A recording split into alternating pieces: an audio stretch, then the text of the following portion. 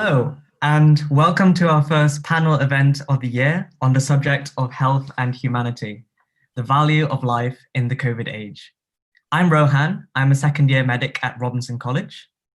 And I'm Wei, also a second year medic at Churchill College. And Rohan and I are going to be your hosts today. So I don't know about you, but someone like in this last year, with all the pandemic and things, COVID has truly turned our lives upside down. And many of us have been going through loss and grief. Yeah, we've watched our politicians have to make some really difficult decisions, our economists trying to weigh up how much protecting lives will cost us. It's forced the government to pay attention to often overlooked portions of society, like those in nursing homes and those living in our streets. And it's forced us to notice those who really are essential to the running of our country. I don't know about you, but lockdown has given me a lot of time to think about what I'm really doing with my life and what deeply matters. So without further ado, let's introduce our panelists for today. So first we have Alice. So Dr. Alice Gerth graduated from Edinburgh University in 2014 and has worked in Oxford and Bristol before moving to Cambridge to train as an anaesthetic registrar at Addenbrooke's Hospital. During the initial COVID response, she worked on neurocritical care, caring for patients with and without COVID-19. As an anaesthetist, she sees the complexity of the COVID-19 cost, from delayed surgeries, limited visitations to those directly ill with the virus. She's a trustee of the Christian Medical Fellowship, a charity that seeks to support Christian doctors and nurses to live their faith in the workplace and speak into current ethical issues, including euthanasia, use of artificial intelligence in medicine. And next we have James, if you can give us a wave, that's a fab. Dr. James Adams is currently working as a junior doctor in Manchester. He has a master's degree in public health and is passionate about developing preventative work within healthcare systems. He's founded 3 charities, Pregnancy Twinning, which supports the health of mums in Malawi, Uganda, and Sierra Leone, CATTS, which works to raise awareness of young adult cancers within the UK. And lastly, he is founder and CEO of Number 11, a centre based in Stoke-on-Trent, which supports a wide variety of groups, including the homeless, those struggling with substance misuse, mental health, bereavement, long-term unemployment, or financial difficulty. Number 11 focuses on supporting individuals to move from crisis to independence, not just putting a plaster over the problem, but helping individuals to make sustainable change. Number 11 is a family. It's not programmers and services that change lives, but instead relationship. And this principle underlies all the work James does. And next we have Margaret. Could you give us a wave, please? Yeah. So Margaret Sainer joined Cambridge City Food Bank in 2018 and is now the CEO of the Cambridge City Food Bank after many years in software development and testing, most recently working in the financial information services sector. Margaret wants to put something back into the community and work with an organization based on Christian values of love and service, especially to the poor and marginalized in society. And finally, we have Grace. If you could give us a quick wave, thank you. Grace is a junior doctor who's been working in intensive care in the Northwest throughout the COVID-19 pandemic. She read natural sciences at St. John's College, Cambridge, prior to studying graduate entry medicine at the University of Oxford. What Grace enjoys about medicine is how it allows practitioners to get to the heart of what it is to be human.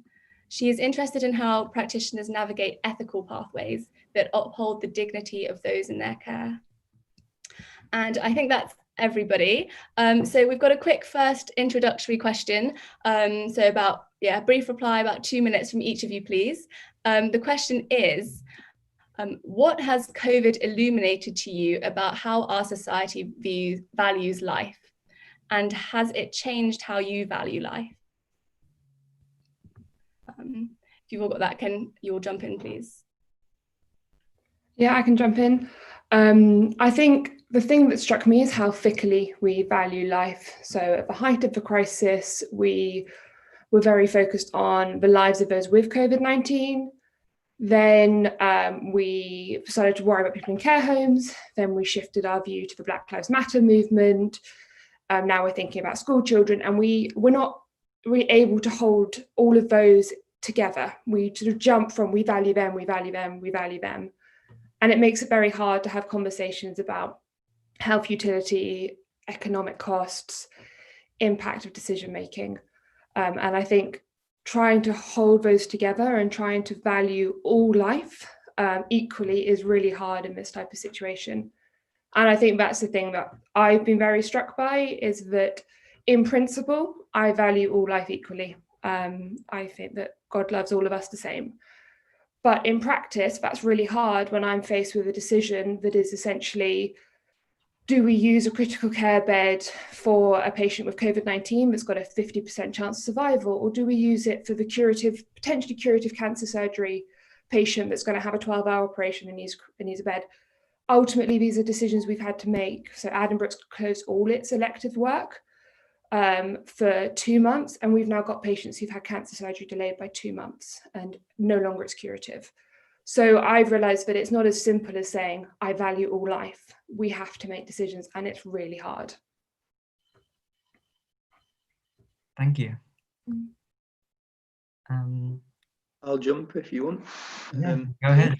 Yeah, so I think one of the things that's really struck me about the pandemic, which I suppose is unsurprising, is that there's been a huge focus on statistics and numbers, and so very, very quickly deaths and people just become numbers.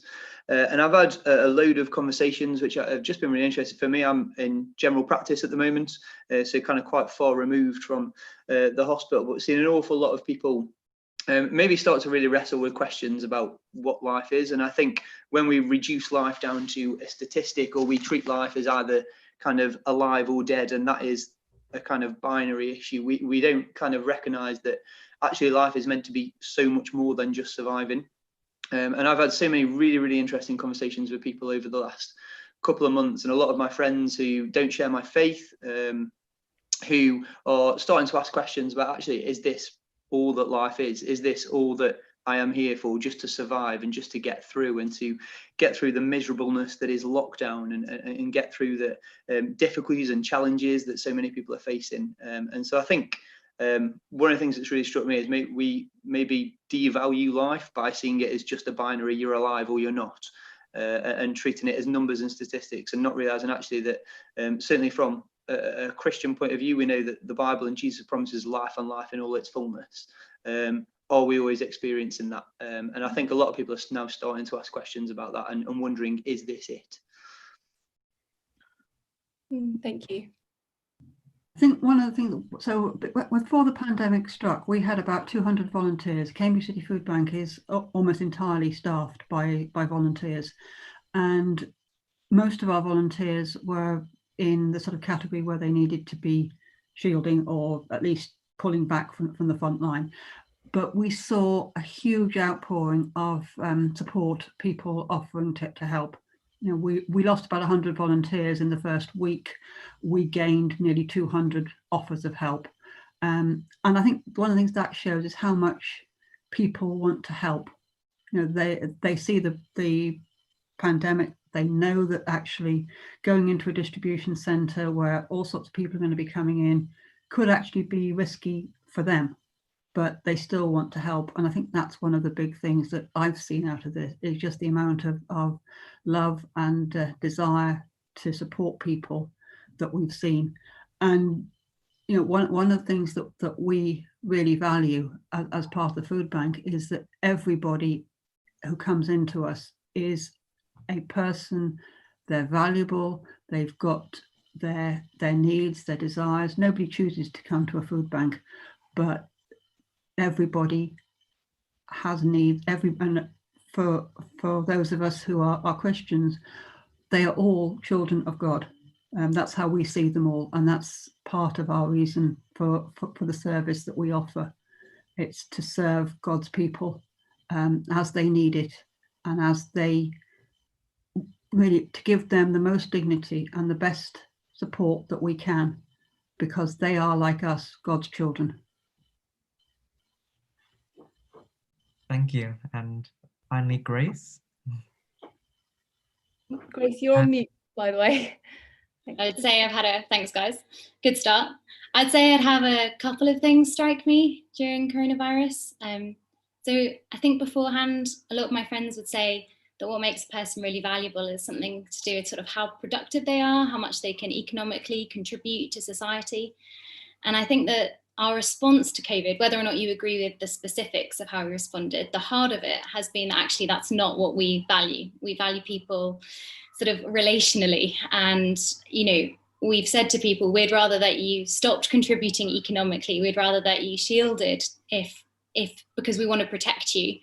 And so it's clearly not that we value humans for. And I think the second thing that struck me is I think we were trending as a society towards valuing the virtual and thinking that was just the same as the physical.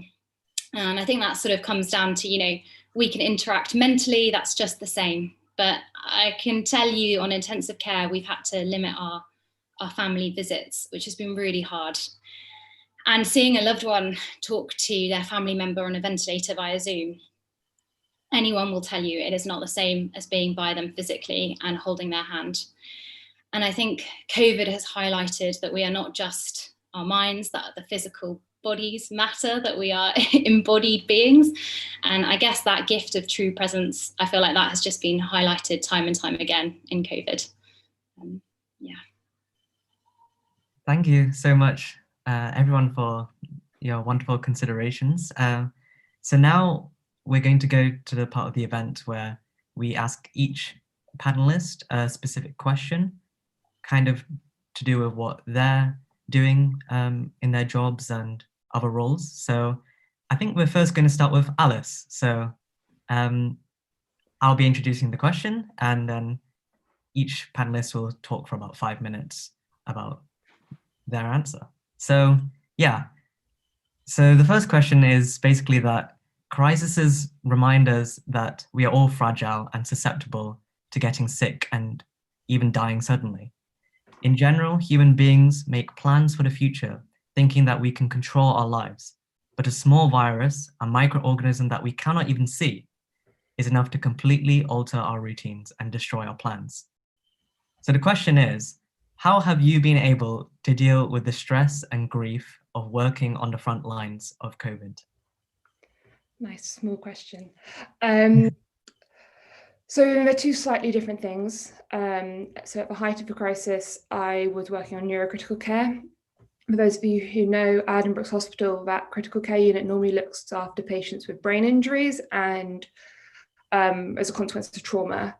And we partitioned about 50% of our care over to patients with COVID, but we had to keep 50% of our care running because patients still have head injuries, they still crash their cars, they still try and commit suicide, and we still have to pick up those pieces. And I think going back to Grace's comment, that was one of the hardest things to deal with for me, was actually COVID. I could kind of get my head around. Medically, it's not complicated on critical care with COVID. You turn up the oxygen until you can turn up the oxygen no longer. You roll them on their front because that helps their breathing. And if that doesn't work, you talk to Papworth about cardiopulmonary bypass, so bypassing their lungs. And the big centre in Papworth either says yes or no. And actually, there was very little I could do to intervene other than do my job.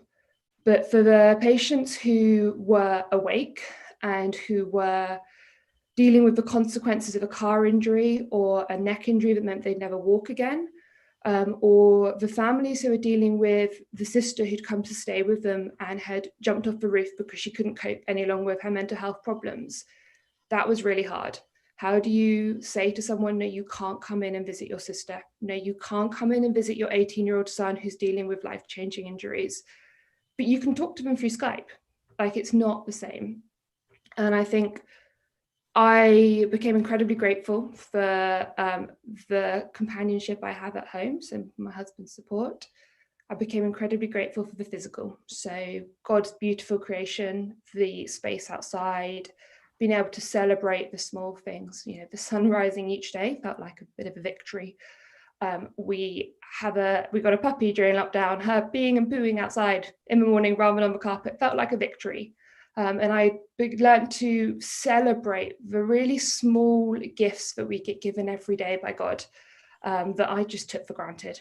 I took for granted waking up in a warm bed next to my husband. I took for granted having a nice breakfast, a cup of coffee. And then the community. I mean, the community of doctors and nurses on critical care was exceptional. We pulled together. I had conversations with colleagues I never would have normally had.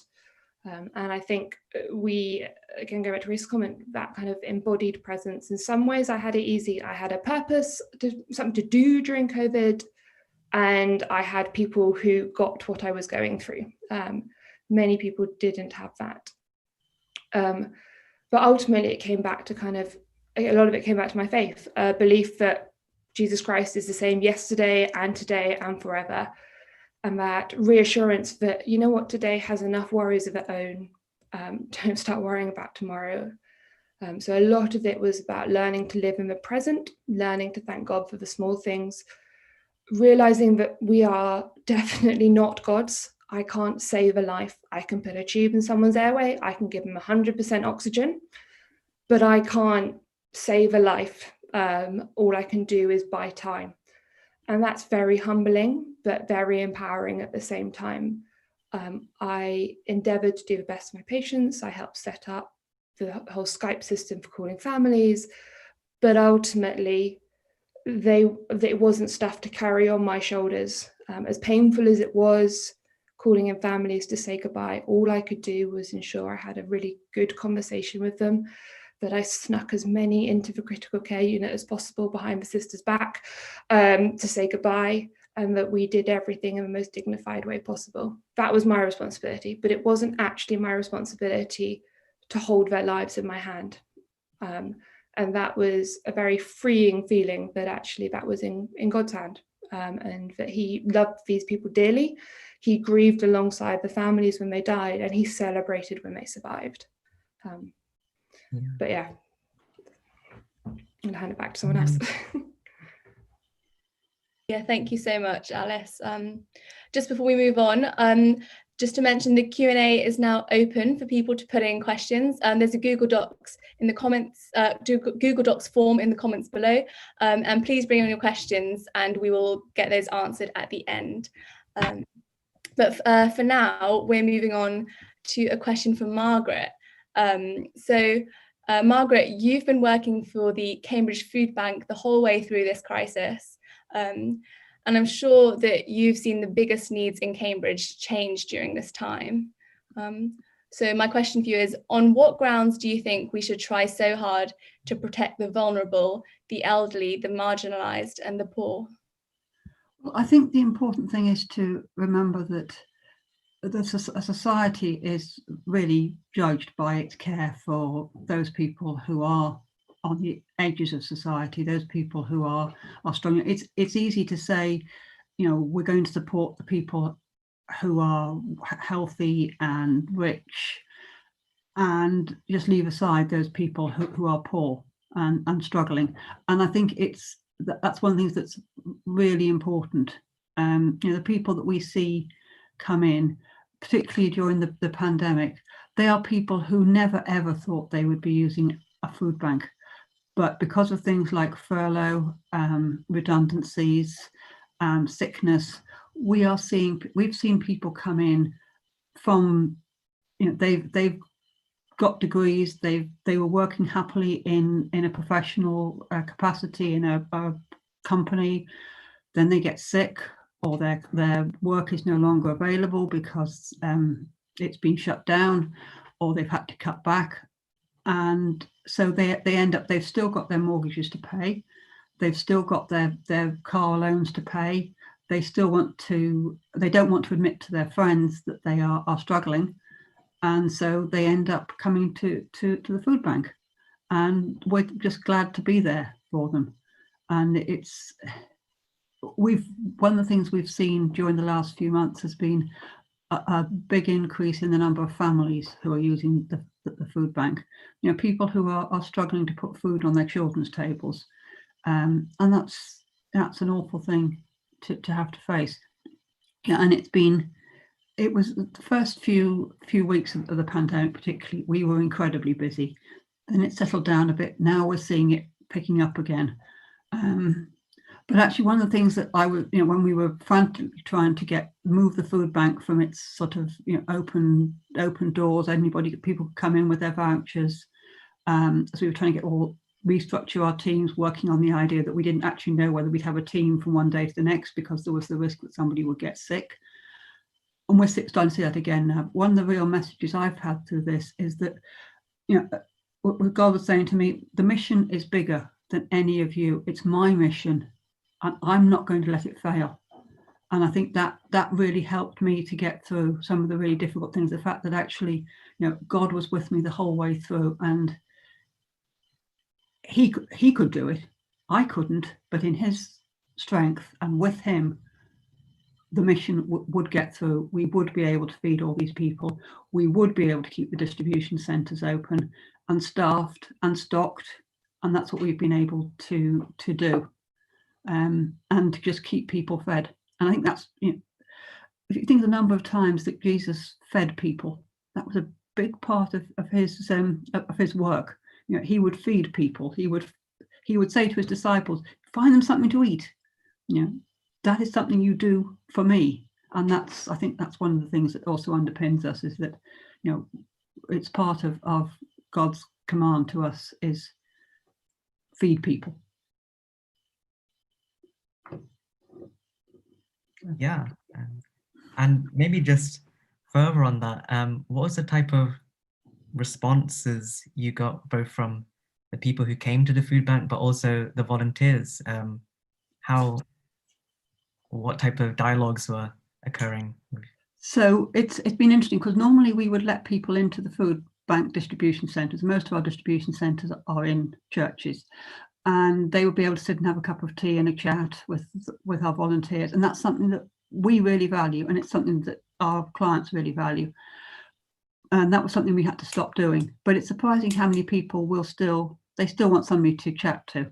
They still value that listening ear. And that's something we've, as well as we can, bearing in mind that we have to keep, initially 2 meters apart, now maybe 1 meter apart if we're outside, and we've got to have face shields and masks, and because obviously we have to be aware of the safety of our volunteers, and also not spreading the virus around our visitors.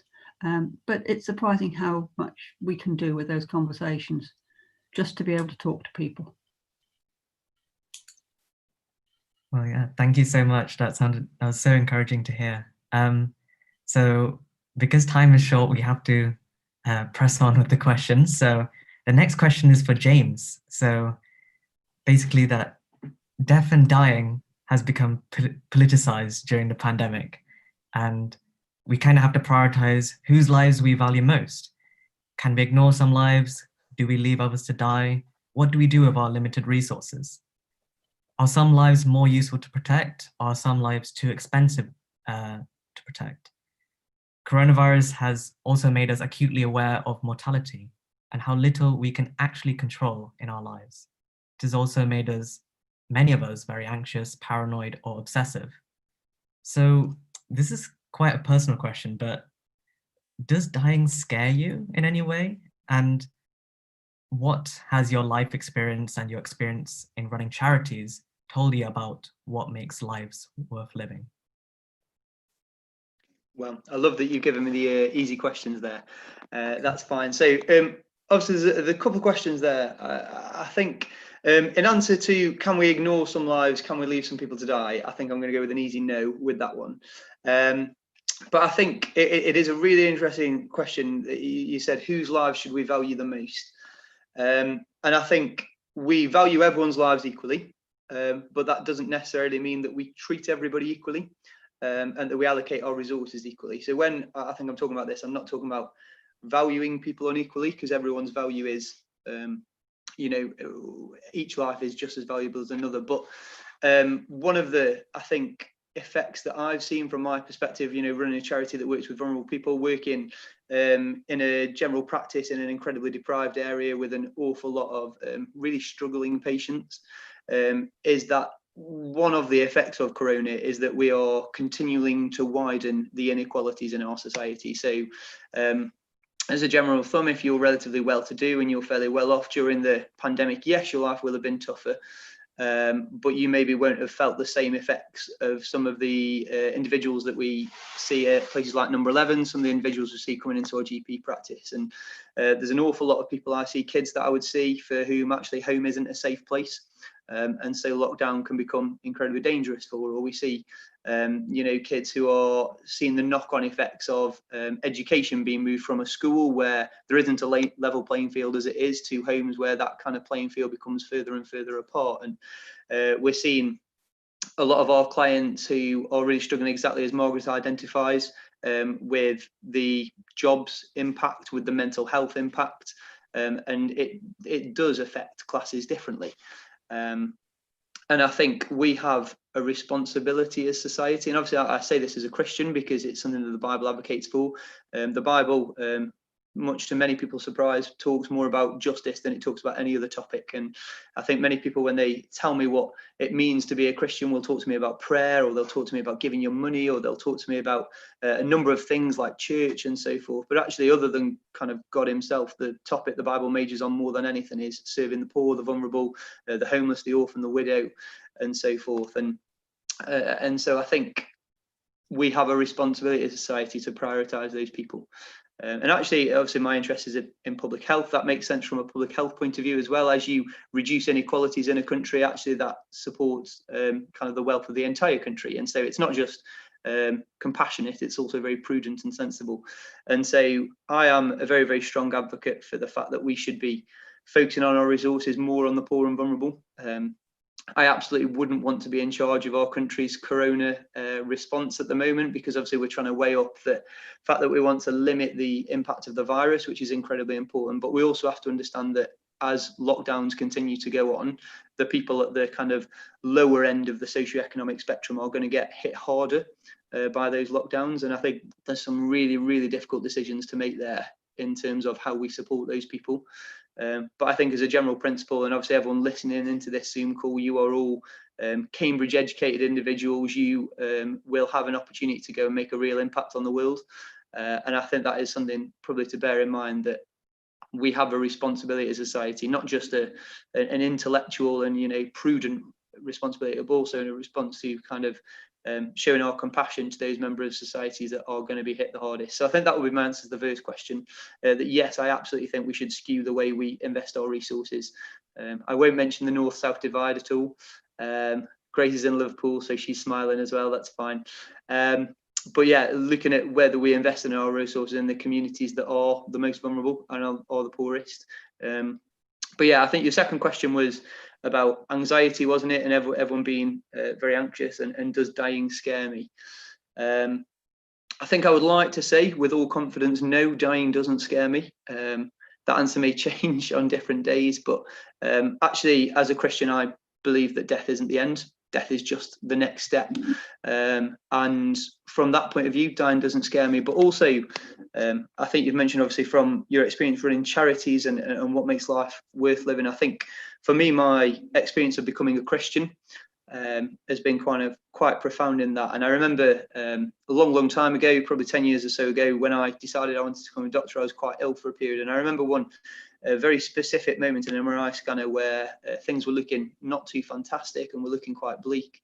And I was kind of facing the possibility of my own mortality.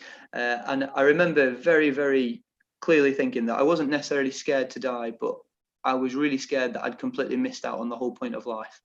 I'd completely wasted my time here on earth. And I think, as Grace touched on a little bit in her answer, it's very easy to think that life is about chasing your career, or it's about chasing whether it's money or relationships or power or whatever it might be. And those things are all attractive things, but I think we will all recognize they never bring contentment, and we're always chasing more and chasing more.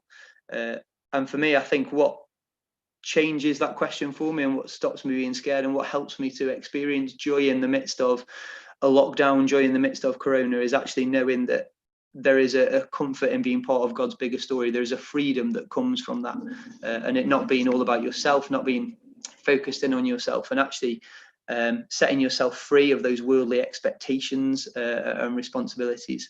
And I think when you mentioned kind of the anxiety, I think that is just an incredible breath of fresh air. And that is something that I think my faith really impacts on a day-to-day, being part of kind of God's bigger story, and it not just being about me and my value to society through my kind of economic and productivity output. So yeah, I hope that gives a rough answer. Yeah, some really important and really insightful things there. Thank you so much, James. Yeah, so finally, we've got a question for Grace. So this kind of leads on from some stats, short stats, which I'm going to read out.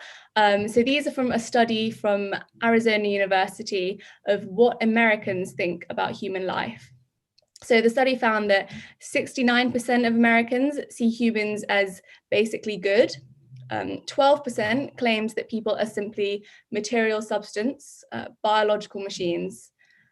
Answering another question, 37% offered views such as life is what you make it, but it has no absolute value. And 11% said that life has no infinite unconditional value. So Grace, as a doctor, what makes human life valuable? So I guess you two as second year medical students will be learning that the more that you try and do medicine, it's all about restoring human health.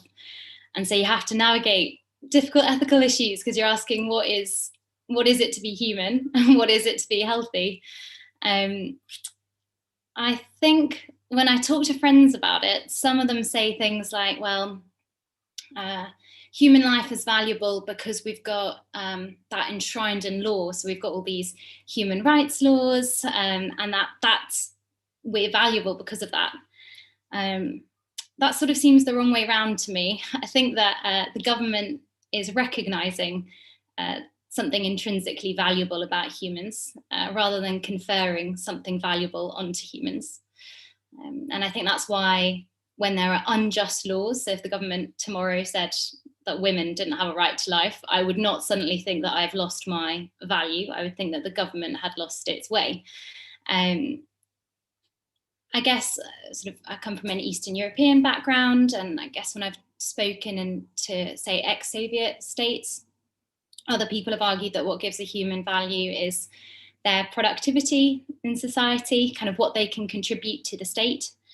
Or when I was studying, I think particularly at Cambridge or Oxford, then somebody's mind might be what people argue gives them value, what they can think.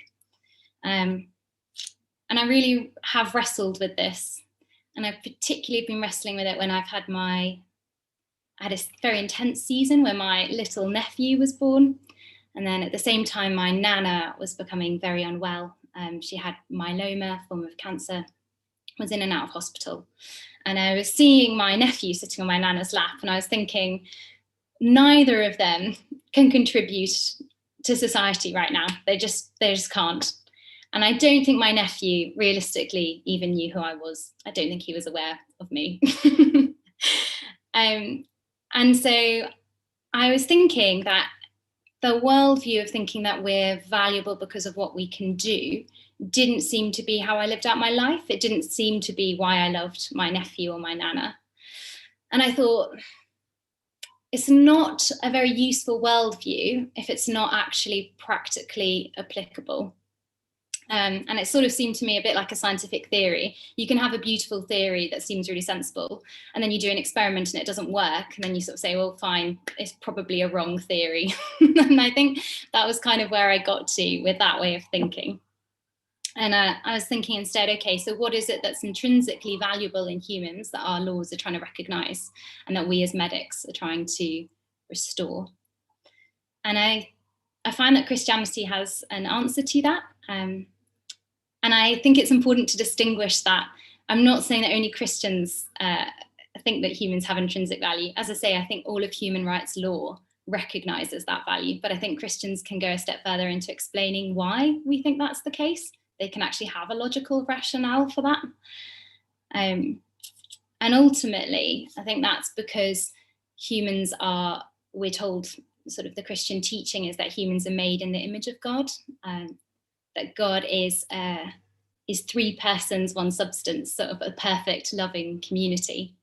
And that humans are intrinsically valuable because we reflect something of the divine. And I think that explains why we care so much about the weak and the vulnerable, as we've seen in COVID. That explains why we care about justice, that we don't just say, yeah, let the weak go, survival of the fittest. And I think it explains why we feel such a power of love. So yeah, I think what makes a human life valuable is that it's human and that it's made in the image of God.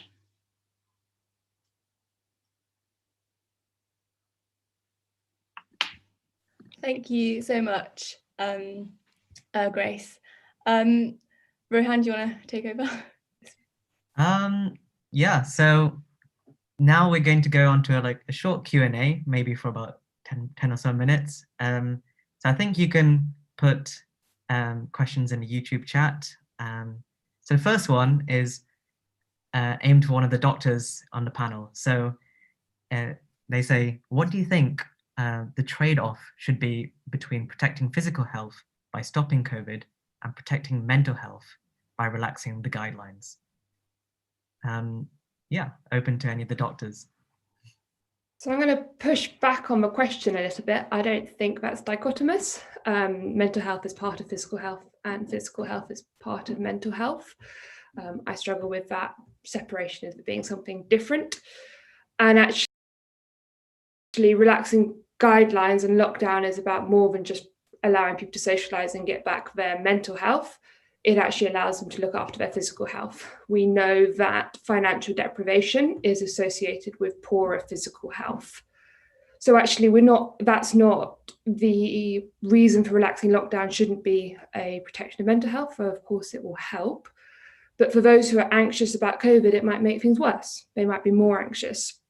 And what we're actually asking is, how do we balance the impact of the economic cost? That means that many people will struggle for jobs and work and see a decline in their physical health, and that long-term health picture versus the short-term, here are some numbers on the page. And a note of caution, as doctors, we see one thing, at least as critical care doctors, and you'll hear lots of us on Twitter getting frustrated about lockdown. We see COVID deaths. That's our experience. It's horrible. It's not fun. We don't see people losing their jobs and their slow decline in health. GPs see that. We didn't become GPs for a reason. We don't like that stuff. And so actually all of us have a world view on this. All of us have gotten to experience that biases our view. And therefore actually it's going to be a really difficult decision. And I think we're going to probably reach a point where we're going to have to start relaxing things because we're seeing a decline in general population public health, something James can probably speak into more. But the government is never going to be held to account for that. They're only going to be held to account for COVID death numbers. And that is always going to be playing in the back of mind. We're always going to be playing a numbers game, and we can't quantify the cost on the poorest and most vulnerable in our society who are going to be affected by this 10, 15, 20 years down the line with their loss of education, their loss of just creeping health, their loss of job, ending up on the dole. I don't know if James wants to add anything to that from a kind of more non-critical care side. Yeah, I mean, I was going to say exactly what you said about it isn't really a question of physical and mental health. It's a question of immediate COVID impact versus long-term kind of health outcomes.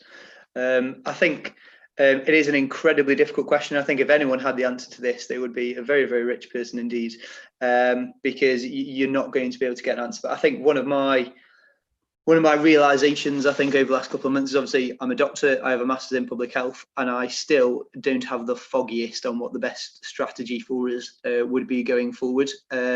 And I think it's to recognise that a lot of the people in positions of responsibility at the moment, so I'm thinking of Chris Whitty and so forth, these are people who've spent their entire lives studying how populations are affected by pandemics, not just the pandemic itself, but also, as we're starting to see in GP, an awful lot of our whether it's cancer referrals, whether it's mental health, as you've identified, whether it's disease follow-ups for things like COPD and diabetes, which are really important. I think a lot of maybe non-medics don't understand a lot of the time that the way you save lives is normally through a slow, methodical process, rather than an incredibly exciting moment on the TV where you're jumping up and down on someone's chest. That's certainly the minority rather than the majority. And I think one of the things that we have to do is, as difficult as it can be, and I don't want to get political at all, but as difficult as it can be, have trust in the people who are making those decisions. And then it is, the waters are very muddied when politics get involved, but certainly I look to Public Health England and bodies like that, and they have an incredibly difficult job. And I don't think there is an answer to that question that any of us would be able to give. But I think it's recognising that there is absolutely a balance to be had, but I think the best people to make the decision on that balance isn't me. And so as much as I have opinions sometimes, and as much as I think, oh, it is wrong that we're doing this, or it's wrong that we're doing this, actually I have to defer to those with a greater experience than myself. And that can be really tough sometimes, having to acknowledge that your opinion isn't the most important. Yeah, that's great. Thank you so much, James and Alice. Please do continue to send in questions on the chat function on YouTube, and there's also a Google form below, so please send in your questions. But next we've got a good question here. Anyone please answer. The question is, I see how Christianity can help give you a good perspective on these things. So I think health, humanity, and the value of life. But can't you get that in other ways?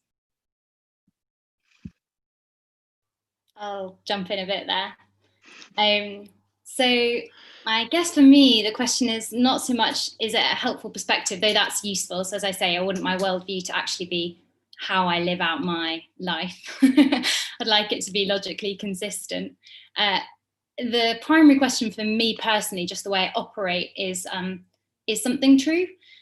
So I'm not looking just for something that feels comfortable for me.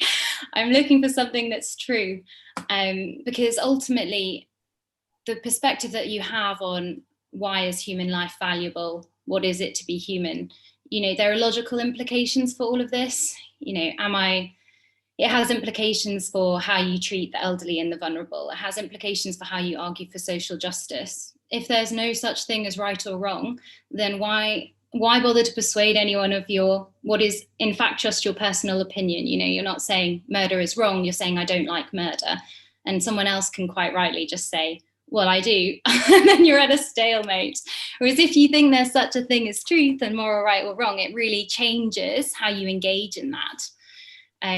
So I think, and that obviously there are lots of faiths that would say that there is truth.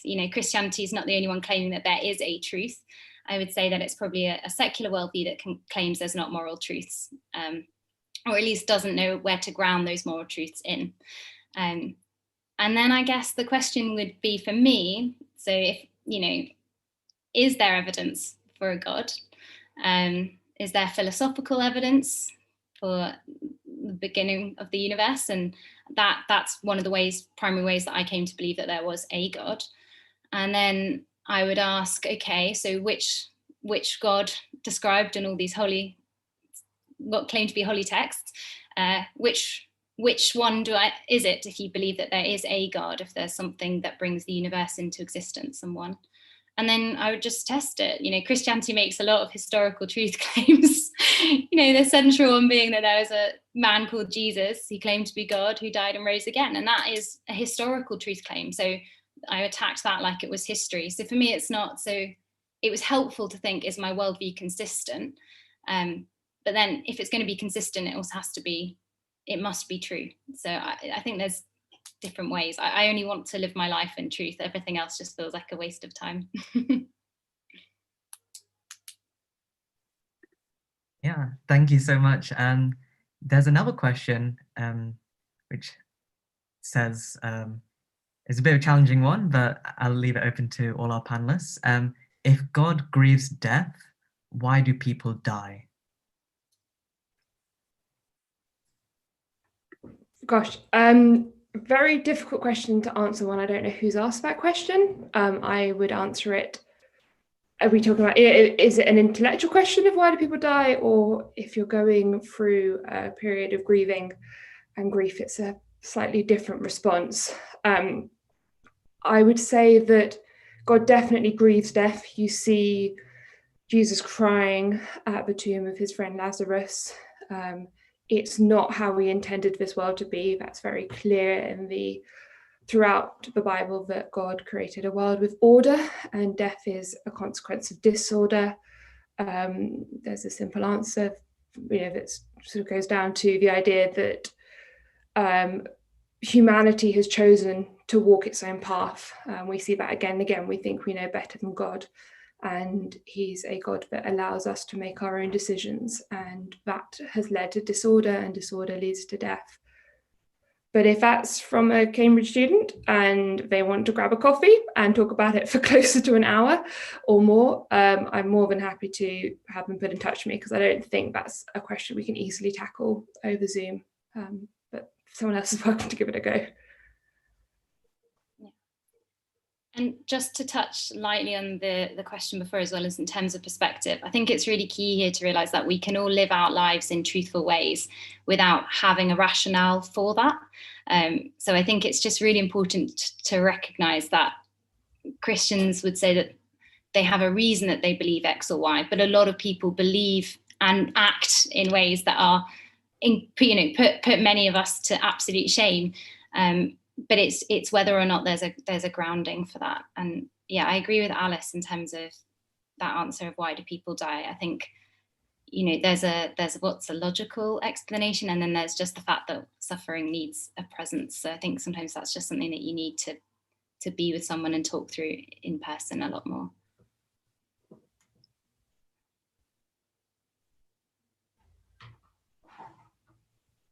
Okay, so if we don't have any more questions for our panelists, we can move on to a final question that to close this panel event.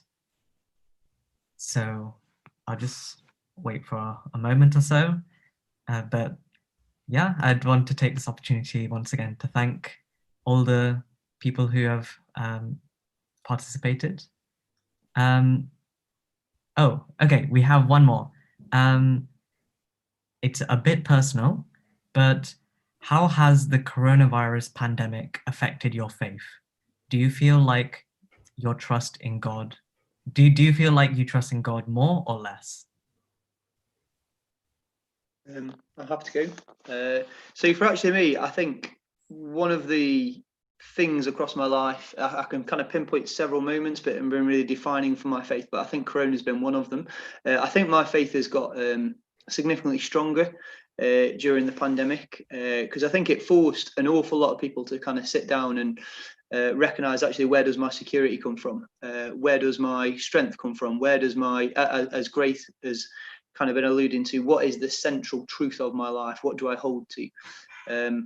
And I think just because you are a Christian doesn't mean that you get that right all the time. As a Christian, I will spend a lot of my time putting my security in my job or in my friends and family and things like that, because it's a very natural thing for us to do. And I suppose a lot of the battle you have throughout your Christian life is actually learning to, as good as those things can be, not let them be central and not let them be kind of front and center. And I think for me, Corona has been a really good time to stop and take a breath, stop and sit back when everything kind of shut down for a while, and think, actually, hold on a minute.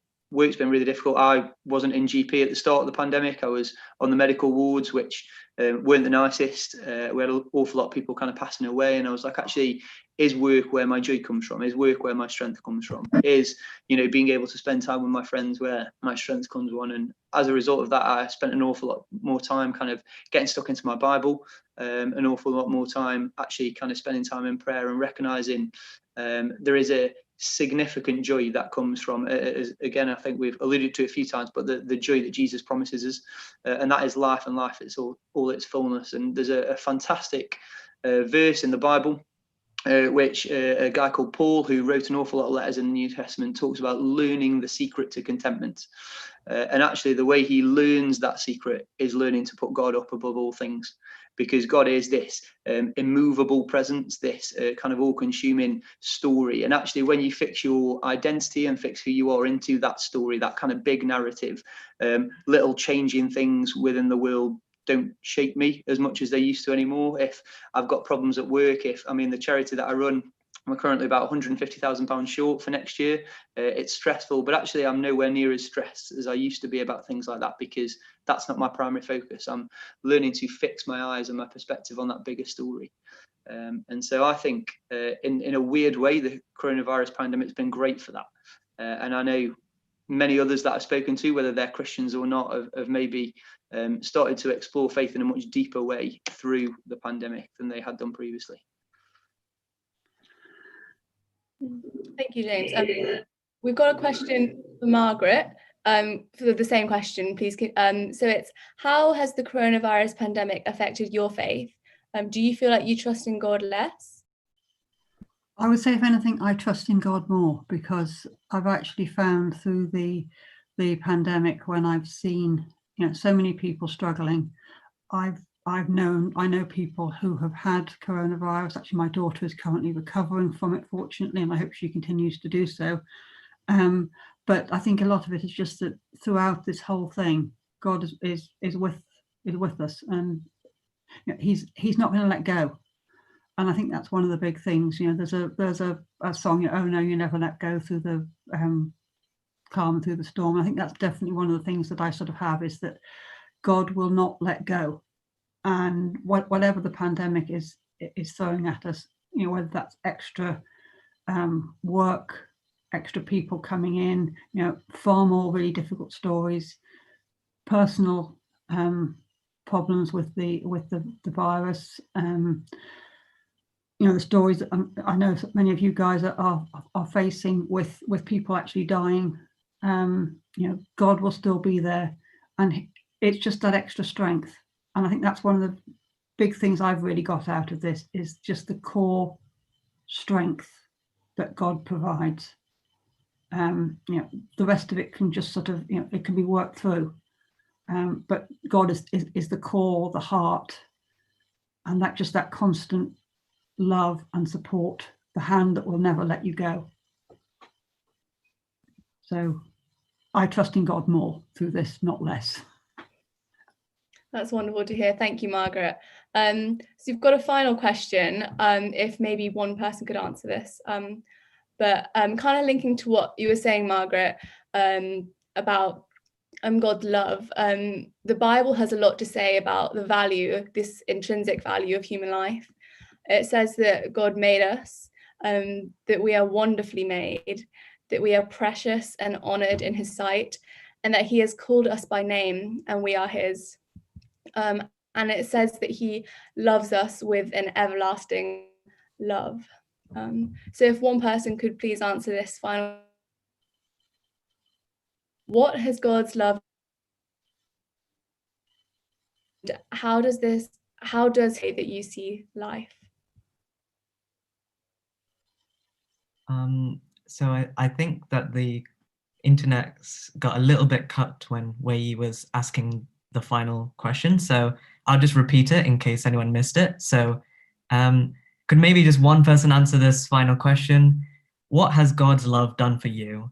And how does His love transform the way you see life? So open to one of the panelists.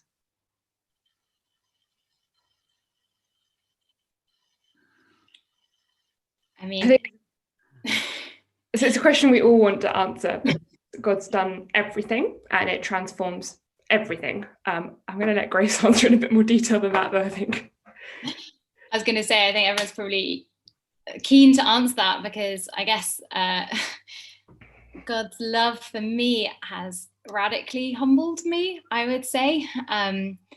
It's given me a certainty when, especially during COVID, I've had a lot of people really struggling with suicidal ideation and just feeling so low and wondering, if I can't feel the value of my own life, does that mean it's meaningless? You know, if joy and pleasure is all there is and I'm not feeling joyful, then maybe there's no value.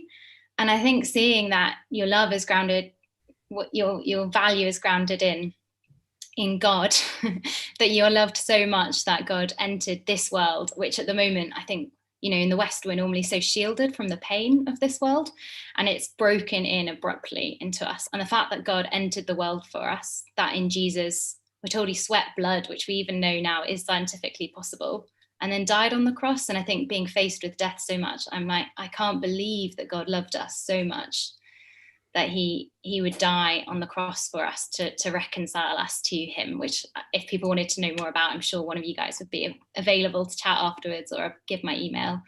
I think that has just radically transformed the fact that when things are low, I know that love is unchanging, that even if I can't feel it, I know that love is a fact because I've seen it.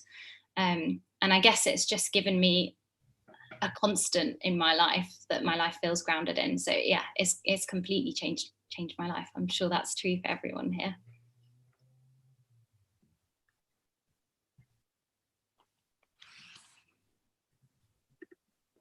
Okay, so I think that's where we're planning to conclude the event. So yeah, on behalf of everyone, a massive thank you to all our panelists to giving their time up to discuss some of these quite complex and difficult issues with us. Thank you to Iona, was working behind the scenes non-stop to put this all together, and Richard and Alex for helping us with the tech to make everything as seamless as possible.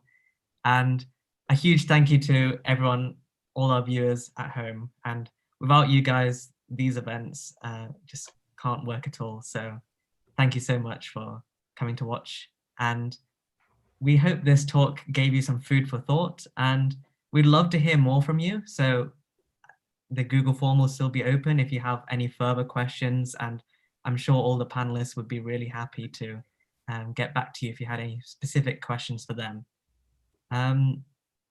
So yeah, that's all from us. So take care, everyone, and bye for now.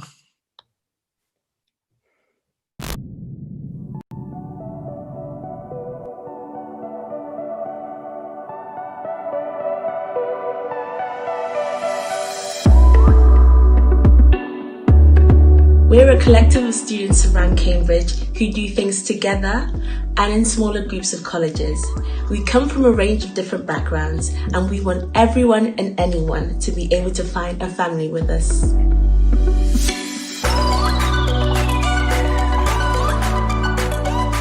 We're a space to freely explore the claims of Jesus and what they mean for our lives if they are true. We openly discuss what God has for our lives, as well as our questions, doubts, and differences. We love talking about God and to Him, and we want to love Him more. There are groups in each college that meet during the week to chat, eat, read the Bible, pray, share stories, drink tea, and sometimes even sing. We also hold events in term time, which are a place to explore the big questions of life. And in Lent term, we put on a whole week of events for the whole university.